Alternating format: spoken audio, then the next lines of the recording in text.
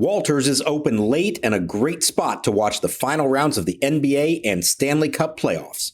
Walters Sports Bar and Restaurant is located just across the street from Nationals Park.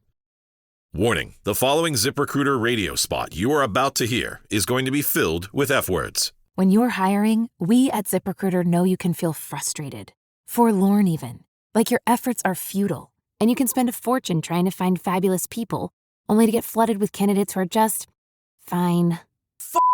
Fortunately, ZipRecruiter figured out how to fix all that. And right now, you can try ZipRecruiter for free at ZipRecruiter.com/zip. With ZipRecruiter, you can forget your frustrations because we find the right people for your roles fast, which is our absolute favorite F word. In fact, 4 out of 5 employers who post on ZipRecruiter get a quality candidate within the first day. Fantastic. So, whether you need to hire 4, 40, or 400 people, get ready to meet first-rate talent. Just go to ZipRecruiter.com/zip to try ZipRecruiter for free. Don't forget, that's ZipRecruiter.com/zip. Finally, that's ZipRecruiter.com/zip. Next pitch. Swing a long drive left field. It's going to be 3 in a row. That one is long gone into section 103. 4-0 Marlins. Mack, Hernandez, and Lopez back to back against Mikolas. Number 5 on the season for Lopez. Runners lead second and third. The pause, the kick. Here's the pitch. Swinging a ground ball up the first base line. Will score run. Fielded by Hicks, the first baseman. He takes it to the bag himself. As in from third to score is Dalen Lyle. It's now a 1-run game. Dylan Cruz over to third with 2 out of the inning. It's now the Marlins 4, the Nationals 3. Now the set to 2-1. Hernandez blasts one deep left. This is way back there, and it is gone. A 2-run shot into section 106. The Marlins lead it 7-3. Second night in a row, the Marlins have put 3 runs up in the 9th inning to bust open a 1-run game. Hernandez with 2 homers tonight, 5 this season. And welcome to Nats Chat. I'm Al Galdi, host of the Al Galdi podcast. I'm joined by Washington Nationals insider Mark Zuckerman of NatsJournal.com. He's at Nationals Park, where the Nats' struggles against the Miami Marlins continue. The Nats in MLB's 2026 regular season now are just 1-4 against the Miami Marlins and 30-27 against everyone else. A 7-3 loss to the Marlins at Nationals Park on Tuesday evening in Game 2 of a 3-game series. This off, a 7-3 loss to the Marlins at Nationals Park on Monday evening. The Nats in that game blew a 3-1 6-inning lead. The Nats in this 7-3 loss on Tuesday evening allowed runs in just 2 innings, but they were a 4-run 5th and a 3-run 9th. This also was a game in which the Nats were no hit for 5 innings, and the Marlins were no hit for 4 and a third innings. And so the Nats now are 31-31. The National League East rival Marlins now are 28-34. This installment of Nats Chat brought to us by the composer of the Nats Chat theme song, Tim Newmark. Check out his work at timnewmark.com, and Newmark is spelled Neumark. Mark, there are plenty of things to discuss with this game, but a principal theme for this game, without question. What a bizarre game in terms of Nats pitching. 3 Nats pitchers were used in this game. Each guy had what you can legitimately call a bizarre outing in some way, some more than others, but geez, just a strange game in terms of Nats pitching, and obviously a frustrating game with the Nats losing to the Marlins for a second consecutive evening by that final score 7-3. We have said through the first 62 games of the season that even when they lose, it's pretty much always been interesting. And this one absolutely was interesting. Now, maybe not in the ways that you would hope it would be, but there was a lot going on in this one, both in terms of the actual performances, but also in the decision-making of who was pitching when, also who came off the bench, definitely some pinch hitting, pinch running, managerial decisions that went on in the second half of this game. There was a lot to it. And I don't know if it would have changed the outcome of the game, any of it, but Blake Butera certainly left himself open to discussion, I think, more than he has at any other point so far this season, with a number of decisions that he made along the way. A very strange game and a very frustrating loss, to be honest, because once again, they were right there and in position to take that game late, and they not only didn't take it, but then made it worse by giving up some tack-on runs that left them without really a realistic chance come the bottom of the ninth. Yeah, so let's get into the pitching, and then from that, we will get into all of the questionable decisions in this game. So the Nats went with an opener. The opener was relief pitcher Richard Lovelady. He tossed 2 scoreless and hitless innings with 2 strikeouts versus 3 walks. He tossed a perfect top of the first and tossed a scoreless and hitless top of the second, despite issuing 3 walks. So right there, you start with the bizarro nature of this game from a Nats pitching standpoint. I mean, Lovelady, you have to say, ended up doing well as an opener, right? 2 scoreless and hitless innings, but he did really well in an unimpressive way because he gave up those 3 walks in that scoreless and hitless top of the second. So you had what happened with Richard Lovelady. Then Miles Mikolas came into the game as the Nats bulk pitcher. He officially allowed 6 runs in 6 innings, but man, how he got to that final line was something. Mikolas tossed 2 scoreless innings. He then allowed 4 runs in the top of the 5th, during which he issued a 1-out walk of Owen Casey, and then gave up 3 consecutive 1-out home runs. A first pitch 2-run homer by Joe Mack to right center field, a solo homer by Heriberto Hernandez to center field, and a solo homer by Otto Lopez to left field, giving the Marlins a 4-0 lead. Each homer had a projected distance of more than 400 feet per Statcast. So, you watch this and you say to yourself, all right, Miles Mikolas is unraveling. Get him out of the game. No, he stayed in the game, and he then tossed scoreless 6th, 7th, and 8th innings and got brought back out for the 9th. Now, he, in the Marlins' 3-run 9th, got charged with 2 runs off beginning the inning by giving up back-to-back singles. So, yeah, the final line, 6 runs in 6 innings, but in such an unconventional way. And to add to all of this, his velocity was superb. And this was stunning. Miles Mikolas per Statcast had an average four-seam fastball velocity of 94.8 miles per hour. He per Statcast threw 6 different types of pitches. His velocity was up on all 6 pitches in this, his age 37 season.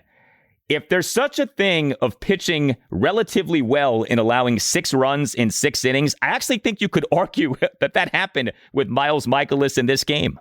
Is it wrong to say this was an encouraging outing for him? That sounds ridiculous, but I do think it was.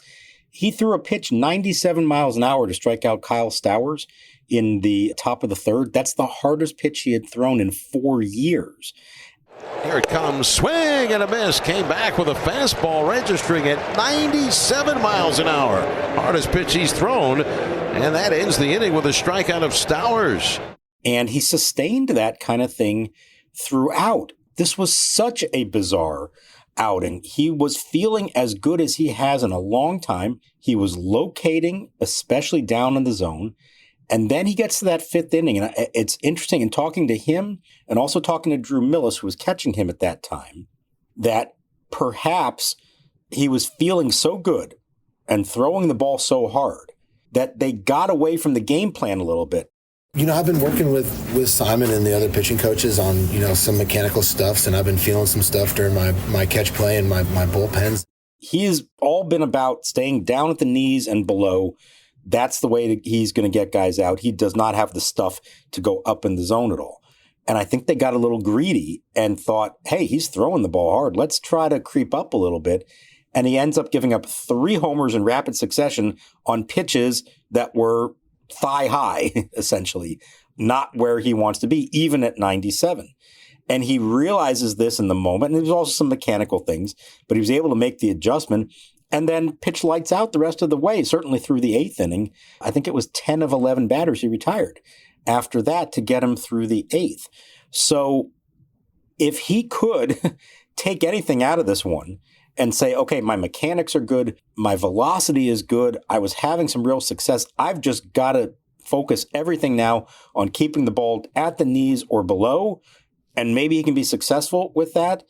I think this could actually turn out to be a positive thing for him. It's just so agonizing that it would fall apart for him for just that brief stretch in such a dramatic way. And it shows you that it's a fine line for him at age 37. Like, he has to be pinpoint with his command. He cannot miss at all, as we saw what the results were. So I don't want to make it seem like, oh, this is the beginning of a whole renaissance for Miles Mikolas. But there was a lot of good stuff to like about there. I didn't love bringing him back for the 9th. I understand he was pitching so well. The pitch count wasn't super high, but that's, it's a weird game because he doesn't start till the 3rd inning. But that's his 7th up, as they would call it. The 7th time he was taking the mound in that game. That's a lot. It's not what he's been used to here. It's still a 1-run game. I think I would have just let somebody get a clean inning there to start the 9th. But overall, there was a lot of encouraging stuff from him that you hope might be a sign of still more good things to come. The velocity increase was shocking, given who he is, given his age. I mean, I was wondering at one point, is there something off with the measurements at Nationals Park in this game? But nobody else had some extreme uptick in velocity. I mean, I mentioned the four-seam fastball velocity, 94.8 miles per hour, up 1.8 miles per hour from his average. His sweeper, an average velocity of 84 miles per hour, up 2.6 miles per hour from his average for this season. And, this was across the board. Like I said, all 6 types of pitches increase in velocity in each of them. So, yes, we nominate this as the greatest instance in MLB history of 6 runs in 6 innings. There has never been a better outing for a guy who allowed 6 runs in 6 innings. So Mikolas, like we said, started that top of the 9th, gave up back-to-back singles, got pulled, got charged with 2 runs. The Nats in this game used just one other pitcher beyond the opener and beyond the bulk man, and that pitcher was reliever Mitchell Parker. He officially allowed 1 run in 1 inning, but there was a lot more to his outing than that. Came into the game, top of the 9th, runners on 1st and 3rd, no outs. Nats down 4-3. Parker allowed an inherited runner to score on a 1-out RBI sac bunt by Joe Mack. And, we could spend like an hour on this play. Here's the set. And the 0-1, he shows bunt. He bunts it back to the mound. Parker has it. He's going to wait and throw to Nunez at first, and Nunez just gets there for the out. A run scores. Nunez had to avoid the umpire to get to the bag. But on the bunt play, a run crossing, and it's 5-3 Miami. Parker on the Mack RBI sac bunt inexplicably threw to first base when Parker so had a play at home plate, and his back was to home plate. I can only assume he didn't see what was happening at home plate, but the play was at the plate, and Parker didn't make the throw to home, instead made the throw to first. But I don't know how much that ended up mattering, because Parker then gave up a 2-out, 2-run homer by Heriberto Hernandez to left field for a 7-3 Marlins lead. We have talked about Mitchell Parker doing some good things this season, and he has, but his ERA now is at 5.40. The whip is at just 1.20, but the ERA is at 5.40.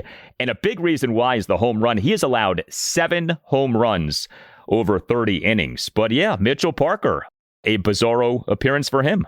Yeah, look, when he came into the game and there's runners on 1st and 3rd, my first thought is if the Marlins have scouted him at all, they are going to be putting down a squeeze bunt. And sure enough, they did. We know his struggles fielding.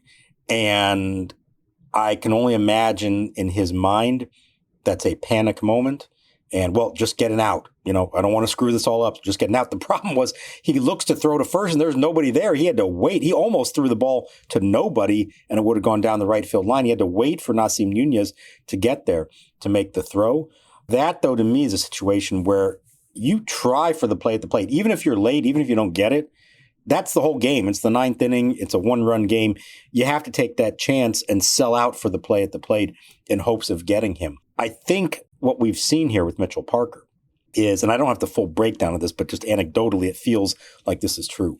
He has been effective when he has come in, say, the 4th, 5th innings, maybe the 6th, whether it's replacing Mikolas, whether it's replacing Jake Irvin or Zach Littell. And he's been the bulk guy for 2-3 innings that then hands it off to somebody else later on. He has not been good when brought into a high leverage spot from the 7th inning on.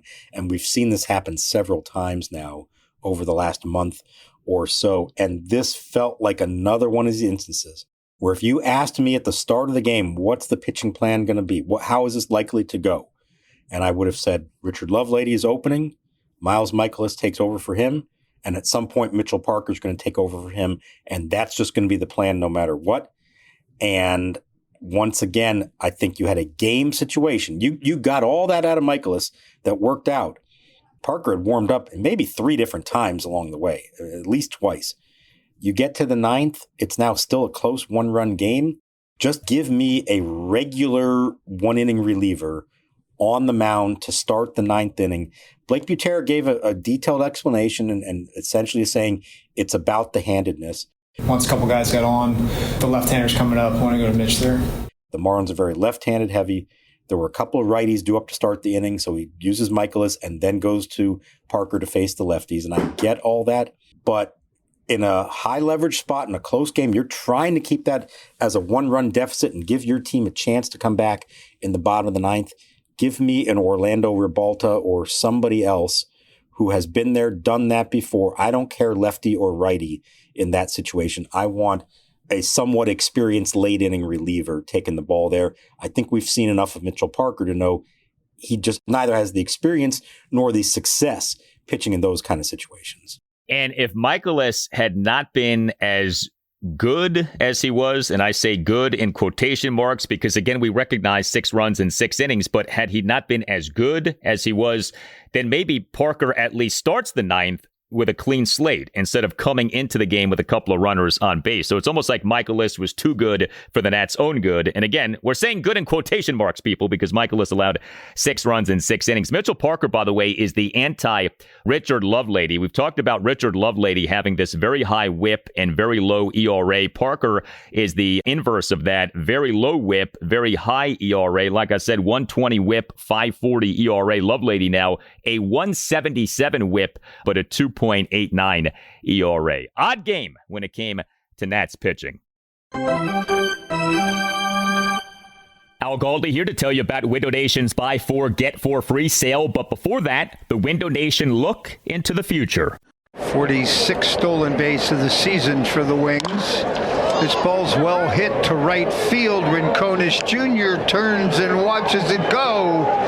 Yoandy Morales stakes the Red Wings to a 2-0 lead. He is wearing out Lehigh Valley pitching. Came in hitting 405. He now has 3 home runs and 10 runs batted in against Lehigh Valley this year. And the calendar may have changed, but the offense hasn't so far. Window Nation has a great offer for listeners of the Nats Chat podcast, the Buy 4, Get 4 free sale, during which you could replace all of your home's windows and get half of them for free. Plus, you can get your windows with no money down and no payments or interest for 2 years. The sale ends soon, so call 866-90-NATION or visit windownation.com now to book a consultation. 866-99-WINDOW-NATION or windownation.com to book a consultation, and tell Window Nation that you want the deal that you heard about from Al Galdi on the Nats Chat podcast.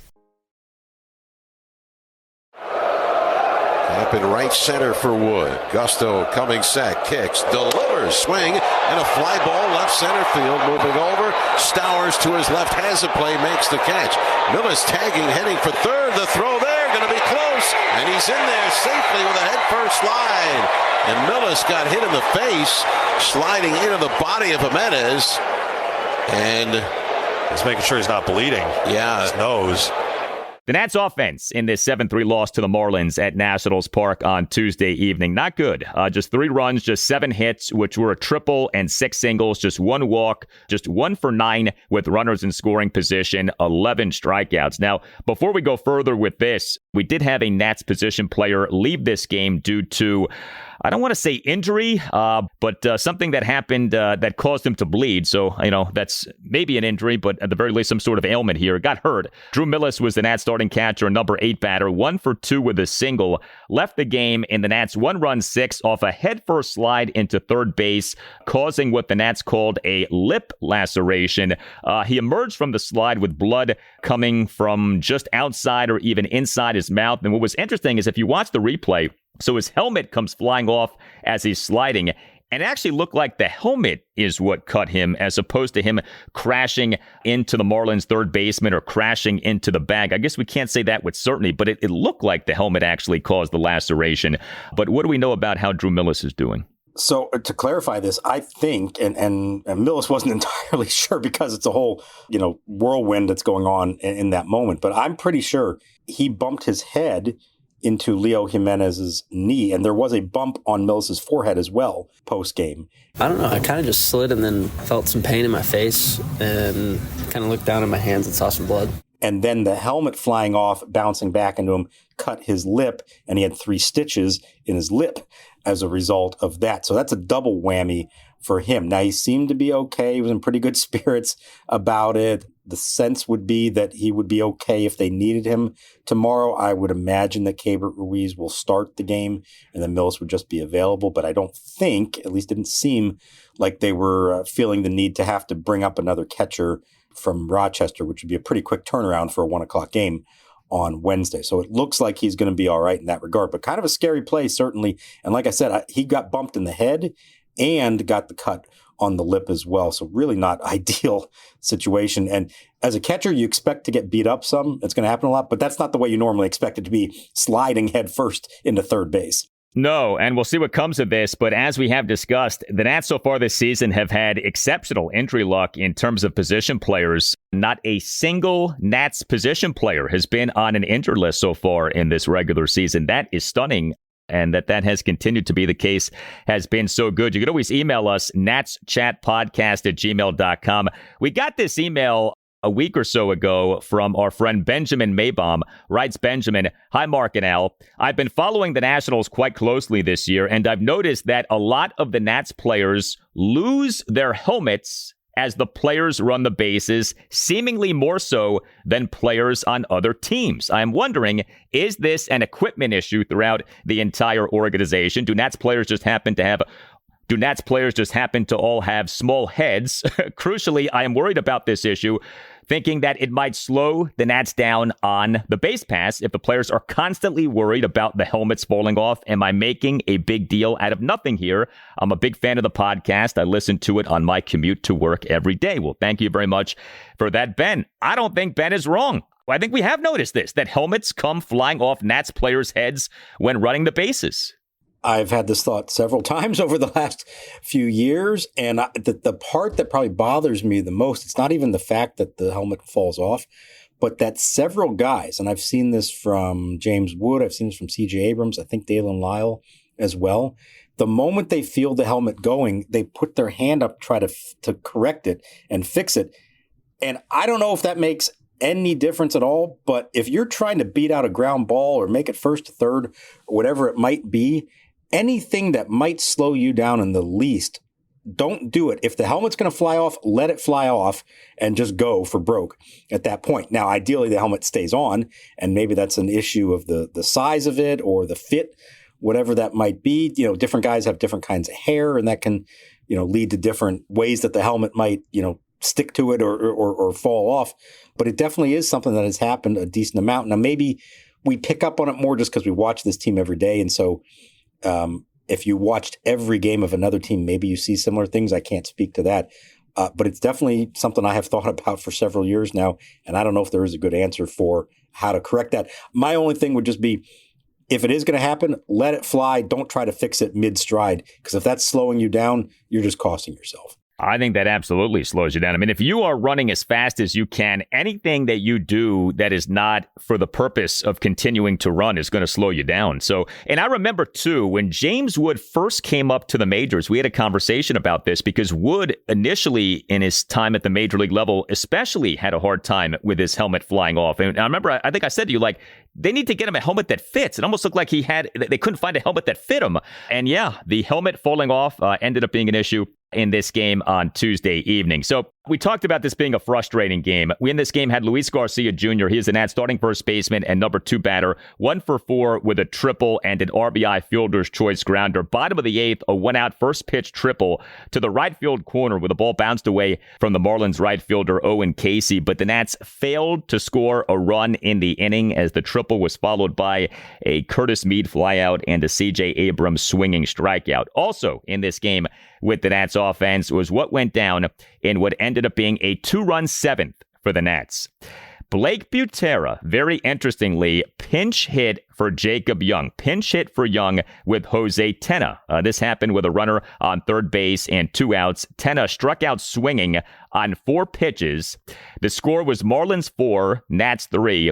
And so Butera took Young and his defense out of the game. This was notable. This stood out. This got a lot of conversation on social media. Now, Blake Butera, during his post-game press conference, put forth, I thought, a credible and plausible and understandable defense of what he did here. Tena's been really good pinch hitting for us. Tough righty on the mound. He's a left-handed hitter. Leads the league in pinch hits and has done a really good job at it and like the matchup. Tena has been a really good pinch hitter, didn't come through in that spot, but this has come up previously. Butera pinch hitting for Jacob Young and taking his defense out of a close game. Interesting that Butera is not afraid to do this, and you wonder if at some point this might cost the Nats. Didn't necessarily do so in this game, but it's interesting that Butera is so willing to do this. I think this is the third time in the last 2 weeks, if I'm remembering right, that he has pinch hit Tena for Young specifically. Maybe in one of the instances it worked out, and the other two it did not. Tena is, or at the time was, 6 for 13 as a pinch hitter this season. He's now 6 for 14, leads the league in pinch hits. He's been very good in that role. There's no doubt about that. Butera's explanation, as you said, it's credible. There is logic behind it. It's how good Tena has been in those spots, and it's a lefty-righty thing, believing that depending on who the pitcher is that they're facing, and they factor that all in, but in this case, felt like Tena gave them a much better chance than Jacob Young against the right-handed reliever in that spot. Now, he strikes out, of course, so that makes everything worse. To me, it's less about the pinch hitting part, and I don't know if there's that much difference between the two. I think Jose Tena's probably outperforming who he really is right now, and I don't think it's enough of a sample size to say that he's suddenly become the best pinch hitter in baseball. Maybe he has. To me, it's more about the residual effect of it after the fact and what you now have to do defensively. Let's remember, all season long, they have been playing with 4 outfielders, and the way they're doing it now with Dylan Cruz here is essentially using that 4th outfielder, whoever's not in the starting lineup in the outfield, is DHing. Not every night, but most nights. And so if you want to make any kind of change with one of your starting outfielders, you either have to lose the DH, and they did that in one game, remember, in Atlanta a couple weeks ago, or you have to put somebody out of position. In this case, that's Jose Tena playing right field for the final, 2 innings of a close game. Now, it didn't backfire. He caught the one ball that was hit to him. It wasn't a problem, but you're also losing a Gold Glove caliber center fielder, and it's not hard to think that could have come back to bite them. So to me, I almost think this is more of a problem with their roster construction than the actual in-game decision. I could argue either way, Tena versus Young, neither is going to be an automatic hit for you. They both are going to struggle in their various ways. I don't understand why they still only have 4 outfielders. If this is the way you're going to play and you're going to use one of them as your DH, why not have a 5th outfielder on your major league roster? Jose Tena and Jorbit Bibas, who, by the way, also made a pretty critical out with a runner on third base in this game. They were 0 for 5 with a runner on third base in those 2 innings, so there's a lot to be said there. But Bibas, as we've discussed, he's now 0 for 25 with runners in scoring position. You have him and Tena, who are the same player, as we've discussed. Bibas, better defender. Tena's been the better hitter. Neither one's doing a whole lot for you in the grand scheme of things. To me, why isn't there a 5th outfielder on the roster instead of one of those 2? That, to me, would make a big difference and not make that pinch hitting decision so significant, because you're just saying, okay, Tena gives us a better chance of a hit in this spot, and then once the at-bat's over, good or bad, you have another outfielder, and that's not going to cost you defensively the rest of the way. So to me, that is more of a roster construction issue than maybe an actual in-game decision of who should be hitting in this spot. Yeah, I get the defense with Bibas. I really don't get why he's on the major league active roster. Maybe they like him as a pitcher when they need a position player to pitch. Okay, we saw that, but it is kind of strange that they still have Bibas and Tena on the team at the same time. The other thing too with Young is this. I know his overall offensive profile isn't great, but with him hitting all of these homers, if you pinch hit for him and you take him out of the game, you are taking that away. Jacob Young has been one of your best home run hitters this season. That's undeniable. And so you not only lose his defense, but you lose the home run opportunity. Jose Tena has done some good things as a pinch hitter, but really hasn't hit for that much power. And actually, if you just go by overall OPS, Young has been better than Tena this season. Even with Tena having all these pinch hits, Young's OPS is 684, Tena's is at 648. I mean, I respect that Butera is like a go-for-it kind of guy. Of like, if we need offense, we in the moment are going to do what we need to do to get that offense, and we'll figure out the rest later. I can respect that. But specific to these guys, I actually, like you said, I don't know that you're really losing that much offense in sticking with Young and not going with Tena in a spot like that. Agreed. And it's not just what have you done overall, but like how have you done lately? And we know Jacob Young has swung a good bat lately. And maybe he doesn't come through. I'm not saying it was a lock that he would have. And to me, like the more egregious of bats are Bebus grounding out, not getting the runner home. Keibert Ruiz grounding out to third. It did get the runner home, but it didn't do anything else. Curtis Mead popping up with a runner on third. C.J. Abrams striking out the runner on third. All of those were bad at bats. But just to add one more thing to it, Butera did say his philosophy is essentially if they're losing, then he's going to go for the offense. He's going to make that switch. If they're ahead or maybe even in a tie game, he will prioritize having the better defensive player for the rest of the game. But if they're trailing and they need to get that next runner in, he says he's always going to go for the better offensive matchup, even if that hurts them defensively the rest of the way. We had to take a shot there and sacrifice a little bit of defense to hopefully make up for some offense. Again, I think this is more about who they have available to them as opposed to, the logic behind it or what the end result actually was. When the Nats are back in the postseason, maybe as soon as this season, who knows? But when the Nats are back in the postseason, it will be interesting to see how Blake Butera handles spots like this, because these kinds of decisions, these are what get talked about and dissected to death in October, right? Who you pinch hit for and when and why and how things worked out and what was the thought process in making the decision, etc. And so if we are already learning about Blake Butera and his managerial tendencies and that he is aggressive and that he is a go-for-it kind of manager in terms of offense, and he's like, okay, in this spot, we need offense. We do what we need to do for the offense. The rest be darned. We'll figure it out later. Will be interesting to see if we see him manage that way in October, whenever that October may come. I hope we get the chance to see that someday, Al, whether that's this year, next year, the year after, whenever that might be. And yeah, it's a little easier to make those kind of controversial decisions on June 2nd when you're hovering around 500. It becomes a lot more consequential, not just October, but you get to August, September, and you're in a pennant race. These things matter as well. I'm just going to go out on a limb here and say that if Butera ever does find himself having to make those really important decisions, whether it's a pennant race game or a playoff game, I'm going to go out on a limb and say that his options are going to be a little better than Jorbit Bebas and Jose Tena. I certainly hope that's the case. God bless them if they can make the playoffs with those two as key bats off the bench, but I'm going to guess that they will have a better options when that day comes. I think you're probably right about that.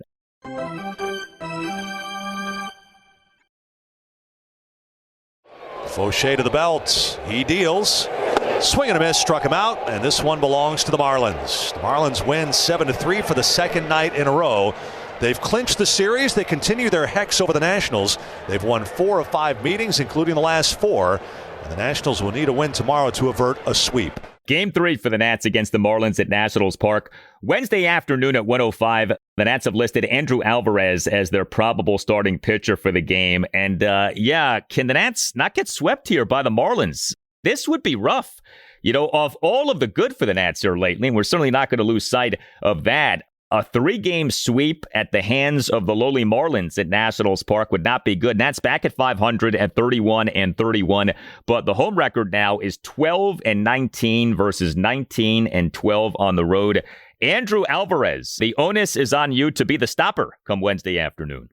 Yeah, who saw that coming, that scenario coming? I do think he will start the game because the Marlins are left-handed heavy. I don't think you're going to use a right-handed opener in front of him. Richard Lovelady will not be available after throwing a career high, by the way, 41 pitches as the opener one night after pitching a high leverage spot and not coming through for them in the series opener. He's unavailable. I've got to believe Mitchell Parker is unavailable. This, to me, if I had to guess their pitching plan, this is Andrew Alvarez for whatever they can get out of him, Brad Lord to follow him, and that's maybe why he wasn't used in this game.